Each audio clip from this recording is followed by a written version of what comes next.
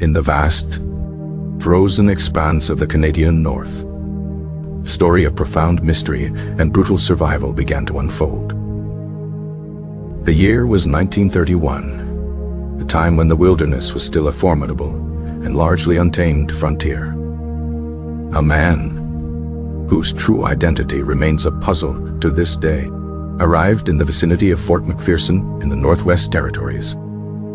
He called himself Albert Johnson, though this name was likely a fabrication, a mask for a past he wished to keep hidden. Johnson was a man of few words, his quiet and solitary nature setting him apart from the local community of trappers and First Nations people.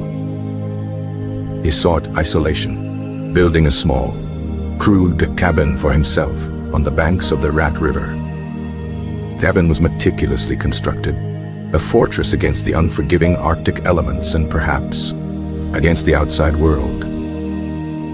He began his life as a trapper, navigating the harsh landscape with a skill that suggested a deep familiarity with wilderness survival. His presence was noted by the Royal Canadian Mounted Police, but initially, he raised no significant alarm. He was just another solitary soul seeking a living from the land, a common sight in the remote north. However, this fragile peace was not destined to last. In the heart of the bitter winter, on December 26th, local indigenous trappers lodged a complaint with the RCMP. They accused Johnson of interfering with their trap lines, a serious offense in a land where survival depended on such boundaries. The complaint was simple, a matter that should have been resolved with a conversation. Constable Alfred King and Constable Joe Bernard were dispatched to Johnson's cabin to investigate the claim. They arrived at the isolated structure, a plume of smoke indicating the trapper was inside. When they knocked and announced their presence, they were met with a profound and unnerving silence. Johnson refused to speak to them, effectively sealing himself inside his wooden fortress. The constables, having no warrant, were forced to retreat back to their post in Aklavik. The defiance of the lone trapper was puzzling and deeply unsettling.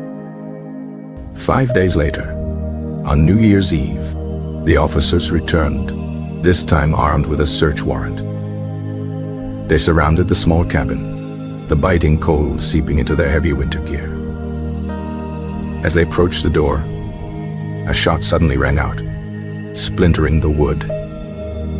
The bullet tore through the thick door and struck Constable King, wounding him severely.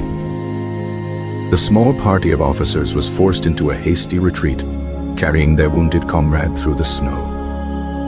News of the shooting spread, and the full force of the law was mobilized against the man in the cabin.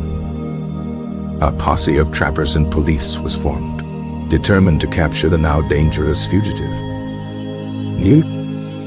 They returned to the Rat River, laying siege to Johnson's cabin in temperatures that plummeted far below freezing.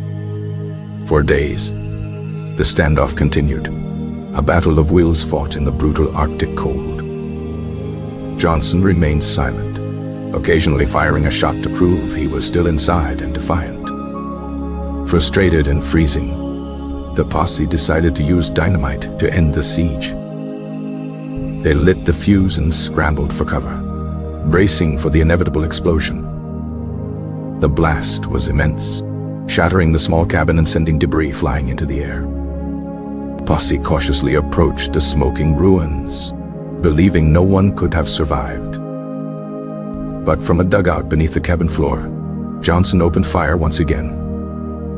He had anticipated the attack, fortifying a cellar from which he could continue his fight.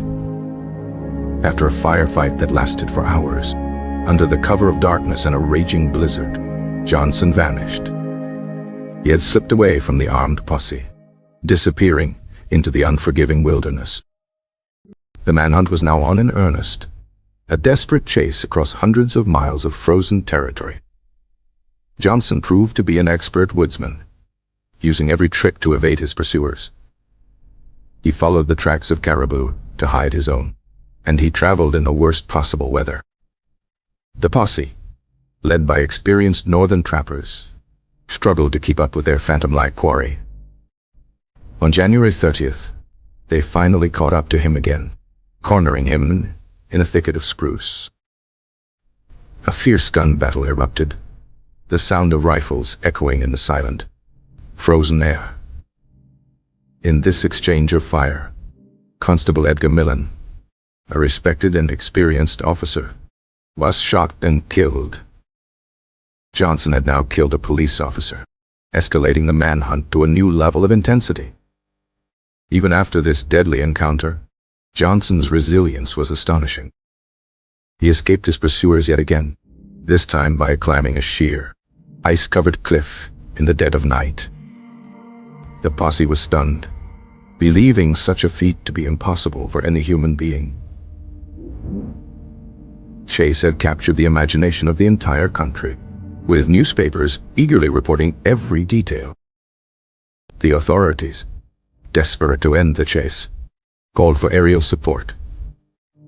Wap May, a famous Canadian bush pilot and World War I flying ace, was hired to help track the fugitive from the air. This was one of the first times in history that an aircraft was used in a manhunt. From the sky, May was able to spot Johnson's trail, a thin, dark line against the endless white. He could see how Johnson was cleverly using the terrain to his advantage, information he relayed to the posse on the ground. The net was closing, Johnson's incredible endurance finally beginning to wane against the combined forces of men and technology. The final confrontation took place on February 17, 1932, on the frozen surface of the Eagle River. The posse, guided by Wap May, finally cornered him in the open.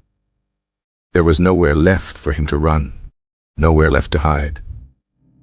A brutal firefight ensued, the trapper fighting with desperate courage until the very end. He managed to wound another officer before he was finally brought down by a hail of bullets.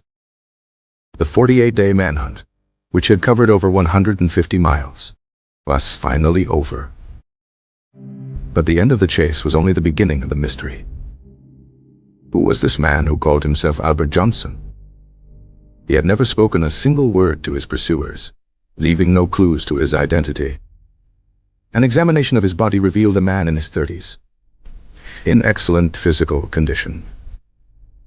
He had a significant amount of money and some gold fillings, suggesting he was not a destitute drifter. Yet, no one in the vastness of Canada or the United States came forward to identify the body. His fingerprints were sent across the continent, but they matched no existing records.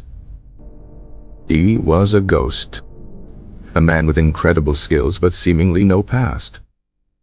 Over the decades, the legend of the mad trapper only grew, fueled by speculation and theories. Was he a draft dodger from the United States, a jilted lover, or a fugitive from another crime? Some believed he was a Scandinavian prospector, given his appearance and resilience in the cold.